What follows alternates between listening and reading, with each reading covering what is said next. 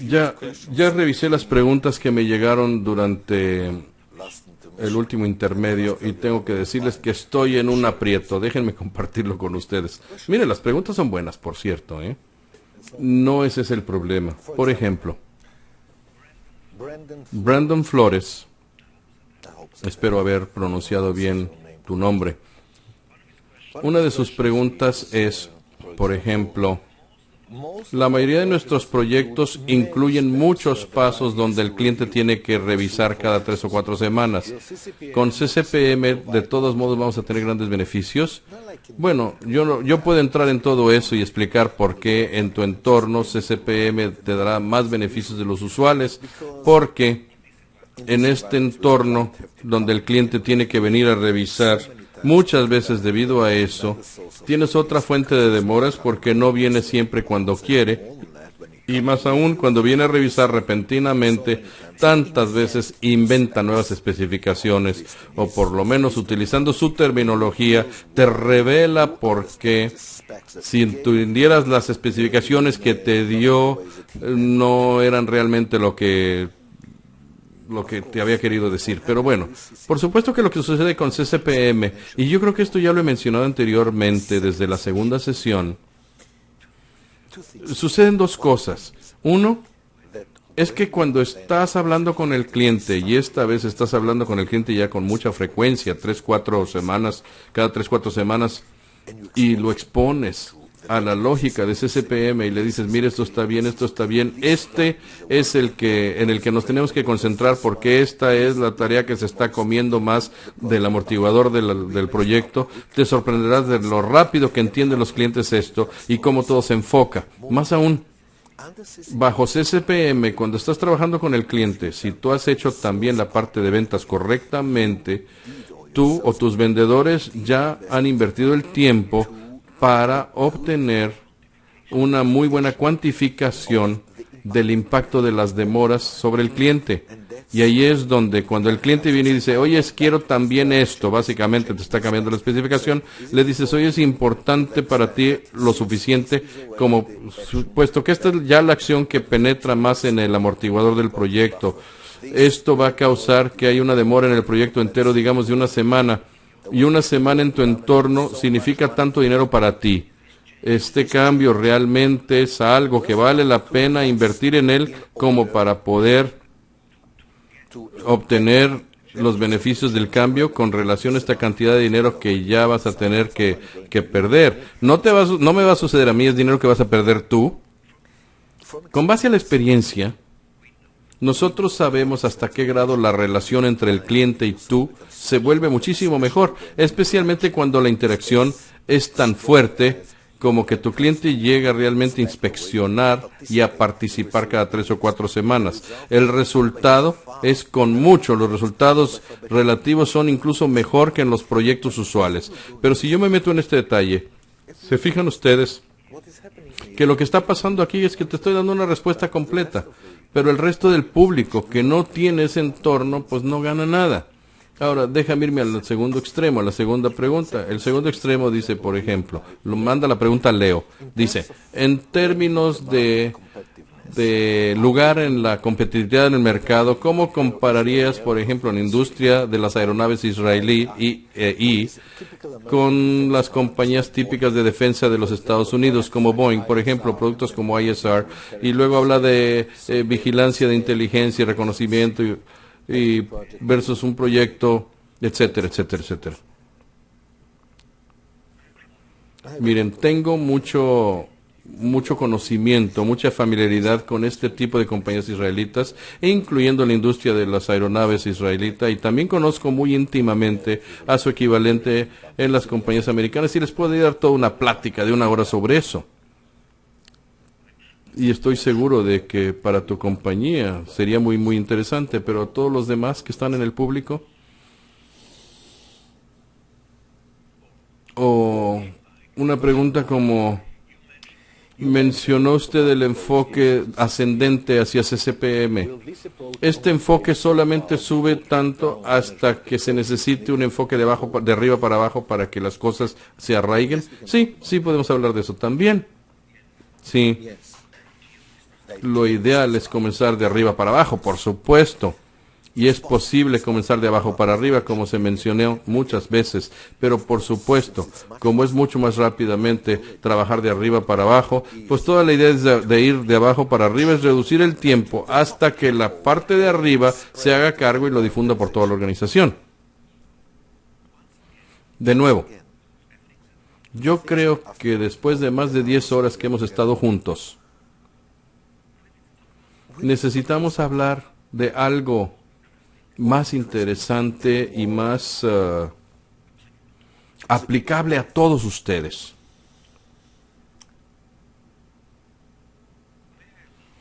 ¿Me permiten hacer lo que me dé la gana? Y como no hay nadie que esté aquí, pues voy a hacer lo que me dé la gana de todos modos. Déjenme hacerles una pregunta yo a ustedes. Y estoy haciéndoles esta pregunta no en el aire, sino basado en todas las preguntas que recibí de ustedes. Y de alguna manera, las preguntas que estoy recibiendo de ustedes, la mayoría de ellas me da la impresión de que ¿van a colaborar los demás? ¿Podemos hacer algo al respecto? Déjenme darles otro ejemplo de preguntas de este tipo, que a propósito son preguntas totalmente legítimas y correctas, ¿eh? Por ejemplo, con frecuencia trabajamos con agencias socias para desarrollar programas para nuestros clientes y nos apoyamos en esos socios para que hagan su trabajo, a menos de que frenen los proyectos, pero tenemos muy poca palanca, puesto que nosotros no las contratamos, las contrató el cliente. ¿Cómo recomiendas que los manejemos a ellos? Siempre es como que es un temor de los demás. Y algunas veces incluso es una inspiración de, ay, desesperación, ¿qué podemos hacer? ¿Cómo le hacemos si se trata de los demás? Déjenme preguntarles una cosa, a todos ustedes. Escuchen con atención la pregunta. ¿Quieren ustedes tener una vida fácil? ¿Quieren tener una vida fácil? La mayoría de ustedes están diciendo que sí. Pero saben, si realmente quieren una vida fácil, yo tengo una sugerencia muy buena para ustedes. Tomen un martillo grandote y dense un golpe bien duro en la cabeza. Van a tener una vida muy facilita de ahí en adelante. Hasta te van a traer la comida a la cama. Pero realmente quieres una vida fácil. Queremos una vida más fácil, de acuerdo, se los concedo, especialmente si están trabajando en un entorno multiproyectos, pero lo que realmente quieren, permítanme especular, no nada más es una vida más fácil, sino que quieren es una vida plena, una vida llena de significado, ¿sí o no? Vamos a suponer, quiero suponer que tengo razón, y si ese es el caso, entonces, ¿qué significa esto de tener una vida plena? Si no me equivoco, lo que una persona necesita para tener una vida plena son solamente dos cosas. Una es tener las oportunidades correctas. Y segundo, es tener lo que se necesita para convertir algunas de esas oportunidades, por lo menos, en resultados significativos, logros significativos. Y si tienes esas dos cosas, tienes una vida llena de plenitud y de significado. ¿Cómo se logra? ¿Cómo te aseguras de que eso es lo que va a suceder?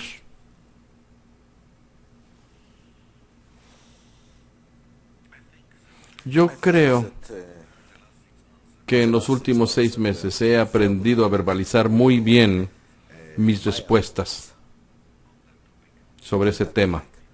Simple y sencillamente porque hace un año cumplí 60 años y algo te sucede cuando cumples 60 años. Es un cumpleaños muy especial. Comienzas a escuchar el tic-tac del reloj. Ya no es cuestión de que te sientas que vas a vivir para siempre y tampoco, bueno, todos nosotros sabemos que algún día nos vamos a morir, pero como que es algo que ya empiezas a ver en el horizonte y te empiezas a preguntar, ¿he desperdiciado mi vida? ¿Hay algo que realmente quieres hacer todavía? Porque ya no te queda mucho tiempo o no queda tiempo suficiente. Y esto cambia a las personas, por lo menos a mí. Yo me siento bastante orgulloso de mi vida. Yo creo que sí. Me topé con oportunidades excelentes para mí, y yo creo que algunas de ellas las he logrado convertir con éxito en logros que a mis ojos son significativos. Por ejemplo, todo este programa sobre administración de proyectos representa ¿qué? ¿Cuánto? ¿El 5% de mi obra, de mi trabajo? Ni siquiera eso. Yo he hecho el equivalente de esto en producción, en contabilidad, he hecho el equivalente en ventas y así sucesivamente. Y la pregunta es, ¿por qué? ¿Será que tenga yo un poder mental muy especial? No, yo no creo. Bueno, tal vez tuve suerte o lo que sea, ¿verdad? Pero sí tomé pruebas de inteligencia más de una vez cuando era jovencito. La primera la tomé a los 12 años. Me hicieron un examen de cociente. Y la última la tomé a los 22 años. Y les puedo asegurar de que yo no nací con ningún poder mental excepcional, si es que esas pruebas de IQ miden el poder mental. Yo lo que hacía era levantar pesas. Entonces, en los últimos 6 meses de mi vida me he dedicado a escribir mi filosofía de la vida.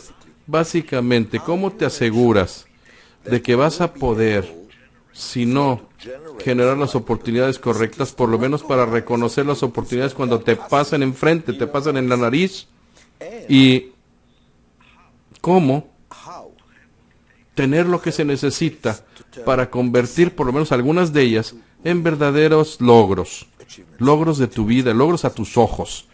Básicamente me senté y me dije, Elni, estás bastante satisfecho con tu vida, de hecho muy contento con mi vida. Bueno, ¿por qué no escribes tu filosofía de la vida?, me dije. Y eso es lo que he hecho. Y la primera pregunta que surge ahí es la pregunta que les hago a ustedes. Oye, ¿quieres una vida fácil? Pero después de eso continúo. Y lo sorprendente es hasta qué grado la gente no se percata de que todos y cada uno de nosotros tenemos suficiente intuición y suficiente poder mental como para poder permitirnos, habilitarnos para tener una vida plena. El problema no está en el poder mental ni en la intuición, nos sobran esas cosas. El problema es la percepción de la realidad. Y nuestra percepción es espantosa. Y eso es lo que nos bloquea. Eso es lo que nos impide utilizar el poder mental y la intuición que tenemos. Y eso es lo que escucho yo que surge de las preguntas. ¿Se han fijado que ustedes, cuando les estoy tratando de responder estas preguntas, no soy muy amable? Como que incluso pueden percibir cierta impaciencia en mi voz, simple y sencillamente por el enfoque, la actitud. Déjenme primero que nada darles una analogía de este campo. ¿Tenemos suficiente poder mental o tenemos que nacer genios? Mi analogía es la siguiente. Supón que tienes un desarmador muy bueno, y tu tarea es sacar un tornillo de un pedazo de madera. Tienes la herramienta correcta para la tarea, con toda seguridad. Pero por alguna razón extraña, tienes la impresión de que no es un tornillo lo que tienes que sacar, sino un clavo. Y ahora estás tratando de utilizar el desarmador y utilizarlo para sacar el clavo de esta madera. ¿Qué tanto éxito vas a tener? Y a propósito, ¿qué le va a suceder a la madera? Ante esas circunstancias, decir que no tienes la herramienta correcta sería ridículo. No tiene nada de malo tu herramienta, pero lo que está mal es tu percepción del problema, tu percepción de la realidad. Yo creo que ese es el problema. La percepción de la realidad que estamos aprendiendo en las ciencias exactas es tan diferente de la percepción de la realidad que aprendemos en las ciencias sociales. Toda mi filosofía de la vida se basa en una oración que yo leí de Newton, el señor que a mis ojos realmente es el que inventó para nosotros a las ciencias exactas. No es el más grande científico a mis ojos. Yo creo que el mayor científico de todos los tiempos es Arquímedes. Pero Newton es el que puso los fundamentos para las ciencias exactas para nosotros. Y dice en esta declaración, en esta oración, lo escribió, no se los voy a decir exactamente cómo lo escribió, porque lo escribió en latín, y yo no creo que muchos de nosotros hablemos latín, pero ya traducido a un inglés significativo, a un español significativo, dice que la naturaleza es extremadamente sencilla y tiene armonía consigo misma. Ahora, ¿cuántos psiquiatras o gerentes conoces que van a decir que la realidad es extremadamente simple? Es toda un modo diferente de ver a la vida. No es un modo que sea utópico o irreal. Sí sabemos que la vida es enormemente compleja en términos de los detalles, pero existe una cosa que se conoce como simplicidad inherente en ella. Y si podemos nada más enfocarnos en esa simplicidad inherente, podemos entender y descubrir hasta dónde podemos cambiar las cosas y hasta dónde podemos hacer cosas. Pero por supuesto se necesita una actitud diferente. Existen 3 estorbos, 3 obstáculos que nos impiden utilizar nuestros cerebros y nuestra intuición. Uno de ellos es la percepción de que la realidad es compleja, sin percatarnos de que cualquier segmento de la realidad, independientemente de lo complejo que pueda parecernos al principio, es de hecho sumamente simple. Y una vez que lo entiendes, sabes lo simple que es al grado de que lo llamas sentido común. El segundo obstáculo es que la realidad está llena de conflictos y de alguna manera se nos ha criado, se nos ha educado para que seamos buenas gentes. ¿Y qué significa eso de ser buena gente? Si hay un conflicto, por favor, no pierdas la calma, no pierdas los estribos, llega a una transigencia, arréglense, llega al mejor compromiso que se pueda. De hecho, en la universidad esto se ha convertido en la mitad de lo que nos enseñan, por lo menos en algunas secciones. Estamos aprendiendo técnicas de optimización como ingenieros. ¿Y qué es la optimización si no es buscar el mejor compromiso? Donde de hecho, si realmente estás tomando en serio la oración de que la realidad es armónica consigo misma, no debe haber conflicto. Todo conflicto es el resultado de un supuesto erróneo. Entonces, cuando veas un conflicto, y si este conflicto no tiene un compromiso aceptable inmediato, no entres en compromiso. En lugar de eso, averigua cuál es el supuesto que subyace este conflicto. Averigua exactamente cuál es este supuesto equivocado y quítalo, y con eso eliminas el conflicto, lo evaporas. Por eso tienes el poder mental, para eso. No es tan difícil en el momento que quitamos el hecho de que todo conflicto lo damos por sentado, en lugar de que cada conflicto debe ser un reto, un desafío. ¿Cuál es el error? Y a propósito, si este error nos condujo a este conflicto, este mismo error nos va a conducir a otros conflictos. El problema más grande de todos, el mayor obstáculo de todos, es nuestra tendencia a culpar a los demás.